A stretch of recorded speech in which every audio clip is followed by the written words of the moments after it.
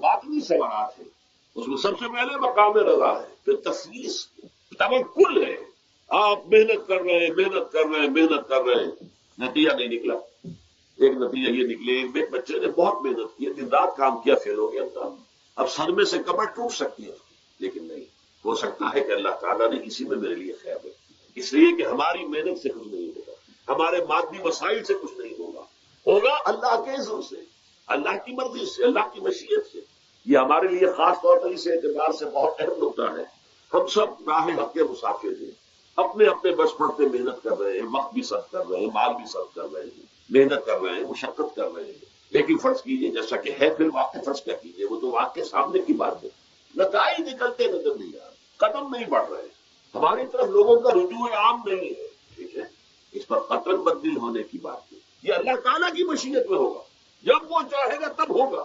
ہمارا کام یہ کہ اپنا فرض ادا کیے چلے گا بس، اور نتیجے سے بالکل ذہن کو اپنے منقطع کر لیں، ذہن کا کوئی تعلق آپ کے نتیجے کے ساتھ نہ ہو. یہ جب تک کیفیت ہماری نہیں ہوگی، ہم اس راہ پر استقامت اور مدام اس پر محنت اور جد و جہد کرنا جو ہے وہ ہماری ممکن نہیں رہے گا. اس کے لیے میں اگر آپ کے سامنے رکھوں معاملہ کہ حضور صلی اللہ علیہ وسلم کے جو پہلے 10 برس ہیں، جب سے آپ کو آغاز ہوا ہے وحی کا، اس کے بعد سے پہلے 10 برس دن رات کی محنت، شدید مشقت، یہاں تک کہ اللہ بھی روک رہا ہے نبی آپ اپنے آپ کو ہلاک کر لیں گے. نہ اللہ کا بات کرو کر سکا اللہ یہ پورو وہ بھی نہیں، کیا آپ اپنے آپ کو صدمے میں ہلاک کر لیں گے؟ یہ مان نہیں لا رہے، اس قدر صدمہ. لیکن اس کے ساتھ یہ ہے کہ یہ نہیں ہے کہ نتیجہ نہیں نکل رہا تو کام چھوڑ کے بیٹھ جائے، نہیں، باپ نتیجہ نہ نکلے تو حضرت نوح علیہ السلام کی عمر بھی اگر حضور کی ہوتی 950 برس کی حضور دعوت دیتے آپ کا کام تھا، آپ کا فرض ہے. حضرت نوح علیہ السلام بھی تو آخر اللہ کے بندے تھے، اللہ کے رسول تھے، 950 برس تک دعوت کی. فلبث فیہم الف سنۃ الا 50 عاما.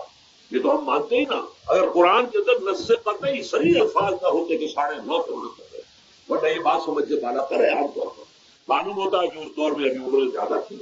بہرحال جو میں نے عرض کیا تھا کہ دکھ جس سے انسان متاثر ہوتا ہے، اس کی ایک قسم وہ ہے کہ جو ہمارے ارادہ اور اختیار سے باہر، اللہ کی مشیت سے، اللہ کے عزت سے، اللہ کی مرضی سے آتا ہے. اس کے لیے ہمارا کام صرف برداشت ہے. جو شے بھی ہمیں برداشت کی صلاحیت ادا کر دے وہی ان کا علاج ہے. جیسے آپ کو معلوم ہے کہ بخار بہت تیز چڑھا ہوا ہے، اس کی دوا نہیں ہے اسپرین یا کوئی اور پیراسیٹامول بخار کی شدت کو کم، وہ کوئی علاج نہیں ہے. علاج تو ہوگا اگر معلوم ہوگی کون سی جراثیم ہے، کس کی وجہ سے ہے، اس کا صحیح اینٹی بایوٹک کون سا ہے، وہ علاج ہوگا. یہ علاج نہیں ہے. لیکن اس کی شدت کی کمی اور اس کے اندر جو احساس ہے جھیل جانے کا، وہ انسان کے لیے آسان ہو جاتا ہے. یہی مضمون آیا ہے سورہ حدید میں بھی، ما اصاب من مصیبت فی الارض ولا فی انفسکم. یہاں کھول دیا اس مضمون کو. میں نے عرض کیا تھا نا کہ یہ آفت سماوی بڑے پیمانے پر بھی ہو سکتی ہے، زمین میں یعنی زلزلہ آ گیا، فلڈ آ گیا، طوفان آ گیا. ولا فی انفسکم، خاص تمہاری جان میں، تمہیں بخار ہو گیا، تمہیں ٹی وی لگ گئی، تمہیں کوئی اور بیماری آ گئی، تمہیں کینسر ہو گیا، معاذ اللہ ہوتا ہے. آخر ہوتا ہے دنیا میں، انسانی زندگی کے ساتھ یہ ساری چیزیں لگی ہوئی ہیں. لیکن یہ چیز ہے ما اصاب من مصیبت فی الارض ولا فی انفسکم، نہیں پڑتی تم پر کوئی پڑنے والی کوئی مصیبت، کوئی تکلیف، نہ پوری زمین میں بڑے پیمانے پر، نہ تمہاری جانوں میں انفرادی سطح پر، الا فی کتاب من قبل ان نبرأھا، مگر یہ کہ وہ تو ایک کتاب میں، کتاب اللہ کے علم کی کتاب، ام الکتاب، اس میں پہلے سے درج موجود ہے. یہ الٹپ نہیں ہو گیا، یہ اچانک نہیں ہو گیا. آپ اچانک سمجھتے ہیں کہ صاحب میں تو جا رہا تھا، اچانک ٹرک نے آ کے مجھے دھکا مار دیا. اچانک کوئی شے یاد نہیں ہوتی. اس کائنات میں پتا تک نہیں ہلتا جب تک کہ اس نے رب نہ ہو. اچانک کا کیا ہوا؟ در حقیقت جو ہوتا ہے وہ اللہ تعالیٰ کے علم میں پہلے سے ہے، علم میں کامل.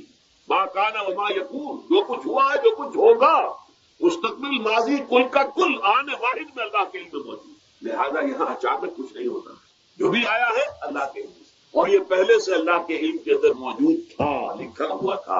الا فی کتاب من قبل ان نبرأھا ان ذلک علی اللہ یسیر. یہ تمہیں تو مشکل نظر آئے گا لیکن اللہ پر بڑا آسان ہے. اللہ کا علم کامل، ما کانا ما یکون کو آدمی ہے. لیکن لا تاسوا علی ما فاتکم، تاکہ تم افسوس نہ کیا کرو ان چیزوں پر جو تم سے چھوٹ جائے، جاتی رہے، چھن جائے. کوئی موقع تھا ہاتھ سے نکل گیا، کوئی دولت تھی تم پر ڈاکہ پڑ گیا، کوئی مصیبت ہے وہ آ گئی، کوئی عزیز فوت ہو گیا، اکلوتا بیٹا کا فوت ہو گیا، وغیرہ وغیرہ. ماں فاتکی، فات سے ہی فوتیدگی ہے نا. جو شے بھی نکل جائے، چلی جائے، ہاتھ سے جاتی رہے، چاہے وہ کوئی آپ کا عزیز تھا جو فوت ہو گیا تو آپ کے ہاتھ سے نکل گیا، یا کوئی مال تھا جو آپ کے قبضے سے نکل گیا، ڈاکہ پڑ گیا، چوری ہو گئی، نقصان ہو گیا کاروبار میں بہت بڑا، اس پر افسوس نہ کیا جائے. اگر افسوس کرو گے تو اس کا مطلب کیا ہوگا کہ تمہیں اللہ پر اعتماد نہیں، یا تم سمجھتے ہو کہ اللہ کے سوا بھی کوئی ہے تو یہ کام کر سکتا. کائنات میں تو ایک ہی کی مرضی چلتی ہے، وہ ہے اللہ. لہذا اگرچہ وہ کسی کے ذریعے سے تکلیف آپ کو پہنچی ہے، کسی نے آپ کو پتھر مارا ہے، وہ پتھر ہو سکتا ہے آپ کو نہ لگتا، لگ گیا ہے تو اللہ کے فیصلے سے لگا ہے. اس کا باپ بھی نہیں پتھر مار سکتا آپ کو اگر اللہ کا اذن نہ ہو. لہذا آپ پتھر مارنے والے کو بھی مجبور سمجھیے، ٹھیک ہے، اس سے بھی اختصاص لینے کا آپ کو حق ہے، لیکن یہ جان لیجیے کہ جو آیا ہے پتھر وہ اذن رب سے آیا. اب ظاہر بات ہے کہ اگر یہ کیفیت ہوگی تو غصہ اتنا نہیں ہوگا اس شخص پر کہ جس نے یہ کام کیا ہے، بلکہ ہو سکتا ہے آدمی مسکرا کے رہ جائے. جیسے کہ وہ میں واقعہ سناتا رہا ہوں اپنے دروس میں کہ ایک درویش مرش آدمی جا رہا تھا، جو رب کرے سو ہو، جو رب کرے سو ہو، جو رب کرے سو ہو. کسی شخص نے پتھر اٹھا کر دے مارا، اس کے سر پہ لگ گیا کہ اس نے پیچھے پلٹ کر دیکھا کس نے مارا. اس نے مجھے کیا دیکھتے ہو، جو رب کرے سو ہو، یہ تو رب کے مارے. اس نے کہا مجھے تو یہ پتھر رب کے مارے ہی لگا ہے، لیکن میں دیکھ یہ رہا تھا بیچ میں کس کا منہ کالا ہو گیا.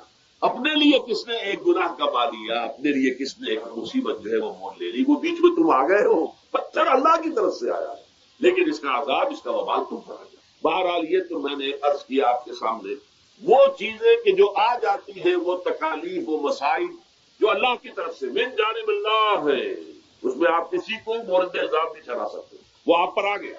دوسری تکلیفیں وہ ہے جن کے لیے فارسی میں کہتے ہیں خود کردہ، اپنے ہاتھوں جو مصیبتیں آتی ہیں. اس کے لیے میں نے آپ کو سورہ شورى کی آیت سنائی، ما اصابکم من مصیبت فبما کسبت ایدیکم ویعفو عن کثیر.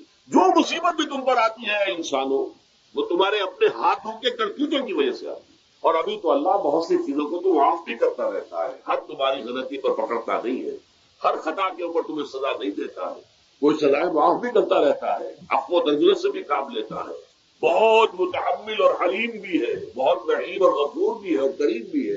لیکن یہ کہ یہ جان لو کہ ایک مصیبتیں وہ ہے جو تمہاری اپنی پیدا کر دینا ہے، بما کسبت ایدیکم، تمہارے اپنے ہاتھوں کی کمائی. یہ کون سی خود کردہ؟ یہ در حقیقت ہے اجتماعی نظام جو انسان بناتا ہے. اس اجتماعی نظام کو غلط کر کے اگر اس نے اپنے لیے مصیبتیں کھڑی کر دی، مصیبت ہے لیکن یہ مصیبت تمہارے اپنے ہاتھوں کی لائی ہوئی. تم نے نظام غلط بنایا ہوا ہے، تم نے دولت کی تقسیم غلط کی ہوئی ہے. اللہ نے تو رزق پیدا کر دیا اور سب کے لیے کافی ہے. یہ تم نے کیا ہے کہ ایک طرف کچھ لوگوں کے کھتے بھرے ہوئے ہیں اور ایک طرف کوئی فاقے سے مر رہا ہے. یہ خود کردہ ہے، یہ ہمارا کا نہیں ہے، یہ تم نے نظام غلط بنایا ہے. یہ جو نظام کے اندر خرابی ہے یہ تمہاری اپنے کرتوت ہے، تم نے خود نظام کے اندر غلطی رکھی ہوئی ہے، ناانصافی گھولی ہوئی ہے، اس کا زہر گھولا ہوا ہے. یہ تمہارے اپنے کرتوتوں کی وجہ سے، اور اس کا علاج تمہیں کرنا پڑے گا خود. اور وہ علاج کیا ہوگا؟ نظام کو صحیح قائم کرو، اللہ کا دیا ہوا نظام، نظام عدل و قسط. یہی وجہ ہے کہ سورہ حدید کی جو آخری آیت میں نے پڑھی تھی وہ کیا تھی؟ اللہ تعالیٰ فرماتا ہے کہ ہم نے تو اپنے رسولوں کو بھیجا اس لیے، کتابیں نازل اس لیے کی، لقد ارسلنا رسلنا بالبینات، ہم اپنے رسولوں کو بھیجتے رہے معجزوں کے ساتھ، واضح نشانیوں کے ساتھ. وانزلنا معهم الکتاب والمیزان، ان کے ساتھ ہم نے کتاب اتاری، میزان اتاری. یہ سارا کچھ ہم نے کس لیے کیا؟ لیقوم الناس بالقسط، تاکہ لوگ عدل پر قائم ہوں. اب اگر تم نے اس عدل پہ نظام کو چھوڑ کر اللہ کے دیے ہوئے نظام کو تلف کر تم نے خود اپنا نظام بنا لیا، تو ظاہر بات ہے سرمایہ دار جب نظام بنائے گا تو وہ مزدور کے بارے میں نہیں سوچ سکتا، اسے تو اپنی مصلحتیں نظر آئیں گی، اس کے سامنے تو اپنا نفع ہوگا. جتنا زیادہ سے زیادہ نفع کما لو، جتنا ان مزدوروں کا خون نچوڑ سکو نچوڑ لو. زمیندار نظام بنائے گا تو وہ بیچارے کاشتکار گزارے ہاری اس کی مصلحت نہیں دیکھ سکتا. وہ تو کہے گا مجھے اپنے بچوں کو انگلستان بھیجنا ہے تعلیم کے لیے، مجھے اپنے لیے جو ہے اسلام آباد میں بھی بنگلہ بنانا ہے اور بری میں بھی بنانا ہے، اور پھر مجھے تو ایئر کنڈیشن بنگلے چاہیے ہر جگہ پر. وہ تو اپنے مصلحت کو دیکھے گا. وہ غریب کے ساتھ کیا بیت رہی ہے جو دن رات کی محنت اور مشقت کر رہا ہے، جس نے ہل چلایا ہے، جس نے بیج ڈالا ہے، جس نے پانی دیا ہے، جس نے فصل کی دیکھ بھال کی ہے، جس نے پھر فصل کاٹی ہے، اس کے لیے تو بمشکل 2 وقت کا گزارا، وہ بھی بمشکل. اور اس کے علاوہ نہ اس کے بچے کے لیے علاج معالجے کی کوئی سہولت ہے، نہ اس کی اولاد کے لیے تعلیم کی کوئی کا بندوبست ہے، لیکن یہ کہ اسی کی محنت کے نتیجے میں ایش اڑا رہا ہے وہ زمیندار اور جاگیردار، ان کے محل ہیں، ایئر کنڈیشن ہے، ان کے بچے ہندوستان اور امریکہ میں تعلیم حاصل کرتے ہیں۔ اب آگے بڑھ کر انہوں نے کارخانے دار بھی وہ بن گئے، وہی لوگ ہیں کہ جو بالا تعلیم حاصل وہ کرتے تو وہی بیوروکریٹس بنتے ہیں، انہیں میں بڑے بڑے افسر آئیں گے۔ عام آدمی جو ہے وہ تو شاذ نکل آتے ہیں، کچھ لوگ بہت ذہین بچے بھی ہوتے ہیں، غربا کے بچے بھی ہوتے ہیں، کبھی کبھی نکل آتے ہیں، لیکن وہ تو کوئی ایک دو دانے ہوں گے ایسے جو بہت ہی انتہائی طور پر غیر معمولی طور پر ذہین ہو۔ عام بچہ کہاں کرے گا، کیسے جائے گا؟ لہذا وہ پیچھے رہ جائے گا، وہ جونیئر کلرک ہوگا یا بہت تیر مارے گا سینئر کلرک ہو جائے گا، اپر گریڈ کلرک ہو جائے گا، لوور گریڈ کلرک سے بڑھ کر اللہ اللہ فیصلہ۔ یہ کمشنر کون ہوں گے، ڈپٹی کمشنر کون ہوں گے، ظاہر بات ہے اس کی سیکرٹری کون ہوں گے، یہ 22 گریڈ والے کون ہوں گے، 21 گریڈ والے کون ہوں گے، ان کی اکثریت پوری لوگوں میں سے ہوگی۔ اس حوالے سے یہ جو غلطی، یہ جو دکھ ہے، یہ دکھ تمہارا اپنا پیدا کرتا ہے اور خود کردہ رہا علاج نہیں، اس کا علاج اور کچھ نہیں ہے جب تک کہ تم خود اپنے طرز عمل کو نہیں بدلو گے۔ اب یہ جو دکھ ہے میں اس کو چند کو آپ کے سامنے گنوانا چاہتا ہوں۔ دیکھیے سب سے پہلا دکھ جو دنیا میں انسان نے خود پیدا کیا سماجی سطح پر، یہ پیدائشی طور پر نیچ ہے اور یہ پیدائشی طور پر اونچا ہے، یہ مسلی ہے اور یہ سید ہے۔ ہمارے ہاں تو پھر بھی اللہ کا فضل ہے کہ اتنا زیادہ فرق و تفاوت نہیں، ہندوؤں میں یہ شودر ہے اور یہ برہمن ہے، علم حاصل کرنا برہمن کا حق ہے، شودر کا حق نہیں ہے۔ اور شودر کے کان میں اگر اشلوک بھی پڑ جائے کہیں بغیر ارادے کے، کہیں جا رہا تھا اور کہیں گیتا کے اشلوک ہو رہے تھے اس نے سن لیے تو اس کی سزا کیا ہے، سیسا جو ہے اس کو پگھلا کر اور وہ اس کے کان میں ڈال دیا جائے تاکہ سماعت ہی ختم ہو جائے۔ دنیا میں کس نے کیا بھائی؟ یہ خود انسان نے کیا، یہ ظلم انسان اپنے اوپر ڈھا رہا ہے، یہ اونچ نیچ اس نے خود بنائی۔ ہمارے ہاں بھی ہے، اتنی نہیں ہے۔ مسلی کا کیا مقام ہے آپ کے معاشرے میں؟ سید کچھ بھی ہو، بدماش ہو، زانی ہو، سید ہے، اسے تو جھک کر اس کے گوڑے کو ہاتھ لگائیں گے، لیکن یہ کہ دوسرا شخص جو ہے مسلی کتنا ہی نیک ہو، بھلا ہو، پارسا ہو، وہ برابر جو ہے چارپائی پر بھی بیٹھنے کا حق ہے۔ یہ ساری اونچ نیچ ہم نے پیدا، اللہ نے نہیں کیا۔ اللہ نے تمام انسانوں کو مساوی پیدا کیا۔ اللہ کے رسول یہ فرما کر گئے، لا فضل لعربی علی عجمی ولا لعجمی علی عربی ولا لأحمر علی اسود ولا لأسود علی احمر الا بالتقوی کلکم بنو آدم وآدم من تراب۔ دیکھو کسی عرب کو کسی اجمی پر فضیلت نہیں ہے، کسی اجمی کو کسی عرب پر کوئی فضیلت نہیں ہے، کسی گورے کو کسی کالے پر فضیلت نہیں ہے، کسی کالے کو کسی گورے پر فضیلت نہیں ہے، الا بالتقوی۔ یہ اگر فضیلت ہے تقوی، کون خدا ترس زیادہ ہے، کس کے اخلاق زیادہ بلند ہے، کون نیک اور پارسا زیادہ ہے، کون لوگوں کی خدمت زیادہ کرتا ہے، اس کے اعتبار سے درجہ بلند ہوگا۔ پیدائشی طور پر تمام انسان بالکل مساوی۔ پھر ہمارے معاشرے میں جو ظلم ہوتا ہے، دو طبقات ہیں جو حضرات سورہ نساء پڑھتے ہیں، اس میں سب سے پہلے دو طبقات جو کہ گرے ہوئے تھے اس معاشرے میں اور آج بھی گرے ہوئے، ایک یتیم اور ایک عورت۔ ان دونوں کے لیے ابتدائی سے سورہ نساء کے اندر جو ہے احکام آئے تو ان کے بارے میں آئے۔ یتیموں کو ان کا مال ہڑپ کر جانا، ان کے دھکے دینا۔ ارأیت الذی یکذب بالدین فذلک الذی یدعو الیتیم ولا یحض علی طعام المسکین۔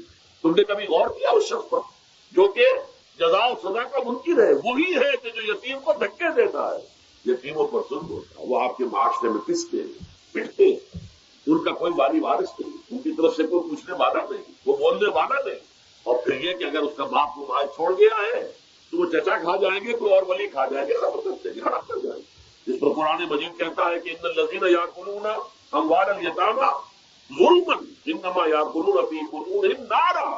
یقیناً وہ لوگ جو یتیموں کا مال ناحق ہڑپ کرتے ہیں وہ اپنے پیٹوں میں آگ کے انگارے بھر رہے ہیں، وسیصلون سعیرا۔ اور یہاں تو دنیا میں جو آگ کے انگارے ہیں وہ محسوس نہیں ہو رہے، آخرت میں ایک طرف وہ آگ کے انگارے ظاہر ہو جائیں گے جو اندر سے جلائیں گے اور ایک طرف جہنم کی آگ باہر سے جلائیں گے۔ یہ دو طرفہ جنم جو ہے ان کو برداشت کرنے پڑے۔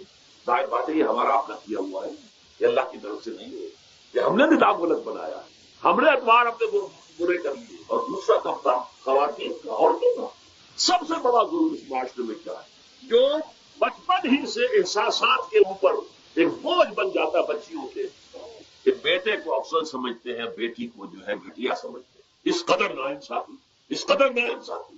اسی باپ کے نسخے سے بیٹا بھی ہے اور بیٹی بھی ہے، اسی ماں کے رحم میں بیٹے نے بھی پرورش پائی ہے، بیٹی نے بھی پرورش بعضکم من بعض، قرآن کہتا ہے تم سب ایک دوسرے میں سے ہو، کوئی فضل نہیں، کوئی گھٹیا نہیں۔ اللہ تعالیٰ نے، اللہ کے نبی نے کسی بیٹے کی پرورش پر کوئی اجر و ثواب نہیں بتایا، ہاں 2 یا 3 بیٹیوں کو پال پوس کر، تہذیب سکھا کر، پھر ان کی شادی کر کے ان کے گھروں میں پہنچا دیا، جنت کی ضمانت اللہ تعالیٰ دے رہا۔ اور سب سے بڑی بات یہ کہ سب سے زیادہ محبوب انسان حبیب اللہ محمد ہے صلی اللہ علیہ وسلم، اور محمد کو اللہ نے بیٹے نہیں دیے بھی تو لے لیے، بیٹیاں دی، 4 بیٹیاں دی، اور کتنی محبت کرتے تھے محمد صلی اللہ علیہ وسلم کی بیٹیوں سے، خاص طور پر حضرت فاطمہ سے، وہ تو آپ سیرت میں پڑھیے کتنی محبت، کس قدر محبت، سب سے چھوٹی تھی شاید اس لیے۔ بہرحال پہلی بات تو یہ بچپن سے وہ دعویٰ پڑھنا شروع ہو جاتا ہے بچیوں کے ذہنوں پر کہ ہم کو گھٹیا ہیں، ہمارے بھائی بڑھیاں ہیں، ہمارے والدین جو ہیں ان سے زیادہ محبت کرتے ہیں، ہم سے نہیں کرتے۔ پھر شادی میں اکثر و بیشتر لڑکیوں کی مرضی کا کوئی خیال نہیں کیا جاتا، یہ ظلم ہے جو ہم کر رہے ہیں۔ لڑکی کی مرضی کے بغیر، اس کے اذن کے بغیر، اس کی اجازت کے بغیر کوئی شادی نہیں ہو۔ زبردستی وہ بھیڑ بکریاں نہیں ہے کہ اس کے ہاتھ چاہ آپ نے بیچ دیا، معاذ اللہ ثم معاذ اللہ ثم معاذ اللہ۔ یہ ضرور ہے کنواری بیٹی ہے تو سسرا آپ نے پوچھا اور وہ خاموش رہی، بس یہ بھی کافی ہے۔ البتہ یہ کہ اگر کوئی سیبہ ہے جس سے پہلے نکاح ہو گیا تھا، بیوہ ہو گئی، یا پہلے شادی تھی ایک کھلا لے لی، طلاق لے لی یا طلاق ہو گئی، اس کو تو کہنا پڑے گا کہ ہاں مجھے کوئی اعتراض نہیں ہے اگر میری فلاں شخص سے شادی کر دیا، اس کے بغیر نکاح ہو نہیں سکتا۔ پھر ان سب کے اوپر سب سے بڑا ظلم، یہ تو اللہ تعالیٰ آپ کو توفیق دے تو دوسرا رکوع سورہ نساء کا پڑھے، کتنی تاکید کے ساتھ احکام آئے ہیں وراثت کے۔ وراثت مما قل منہ او کثر، چاہے زیادہ مال کسی نے چھوڑا ہو چاہے تھوڑا سا چھوڑا ہو، لیکن وراثت کے احکام جو ہے ان کو نافذ کرنا ہوگا۔ نصیبا مفروضا، یہ اللہ کی طرف سے حصے ہیں جو مقرر کر دیے گئے ہیں۔ لیکن ہمارے معاشرے میں کون ہے جو بیٹیوں کو دینے کو تیار ہو اور بہنوں کو دینے کو تیار ہو؟ مجھے تو حیرت ہوئی تھی، مالا کنڈ میں آپ کو معلوم ہوگا ایک دفعہ بڑی تحریک چلی تھی شریعت کی نماز کی، مولوی صوفی محمد صاحب پڑھنے کا آدمی ہے اور اس میں کوئی شک نہیں، 80,000 کا مجمع لے کر دروس لے کر وہ چل پڑے تھے اسلام آباد کی طرف۔ جیسے ابھی اکرم آوان صاحب نے دھمکی دی تھی کہ 3 لاکھ میرے پاس ہیں، لیکن وہ 3 لاکھ میں سے وہ تو ان کے ہاں جمع جو ہوئے 5 سے 6,000 آدمی جمع ہوا تھا، لیکن یہ تو 80,000 کو مالا کنڈ سے لے کر اور دریا اٹک تک تو پہنچ گیا اللہ کا بندہ، 80,000 کا کام وہاں روکا گیا۔ لیکن ان سے بھی جب میں نے جا کر بات کی کہ مولانا شریعت آپ نافذ کروانا چاہتے ہیں، لیکن کیا آپ بچیوں کو بھی وراثت کا حق دینے کو تیار ہیں؟ کہ نہیں، یہ تو رواج کا معاملہ ہے۔ میں نے کہا لا حول ولا قوت الا باللہ، اگر یہ رواج کا معاملہ ہے تو باقی چیزیں بھی رواج کی ہیں، تو شریعت بدل چکی ہے، اب شریعت کا رواج نہیں رہا، ساری شریعت چھوڑ دی آپ۔ لیکن ان کی نیکی کی بات ہے کہ پہلے توجہ کبھی ان کی طرف نہیں ہوئی، لیکن میری یہ بات جو ہے وہ لگ گئی ان کے دل کو۔ اگلی مرتبہ جب ان سے ملنے گیا تو انہوں نے کہا کہ اب میں نے بیعت لینی شروع کی ہے لوگوں سے کہ وہ اپنی بیٹیوں کو بھی حق دیں گے، وراثت کے اندر تقسیم کر کے دیں گے، لیکن یہ کہ اس وقت تک انہوں نے کہا تھا ابھی کل 28 آدمیوں نے بیعت کی ہے، وہ 80,000 سے بیعت یہ لینی آسان کام نہیں ہے، 80,000 کو جوش دلا کر شریعت کے نام پر لا کر ٹکرا دینا یہ آسان کام ہے، لیکن 80,000 سے یہ بیعت لینا کہ پورے شریعت پر عمل کریں گے یہ بہت مشکل۔ یہی تو وجہ ہے ہمارا قافلہ اگر سست گام ہے تو کیوں ہے؟ ہم یہ کہتے ہیں کہ پہلے میدان میں آنے سے پہلے اپنی ذات پر اپنے گھر میں دین نافذ کرو اور پھر باہر نکلو، اپنی معاش اور اپنی معاشرت پر اسلامی شریعت نافذ کرو، پھر باہر آ کر اسلام کا نعرہ لگانے کا تمہیں حق پہنچنا ہے، ورنہ نہیں۔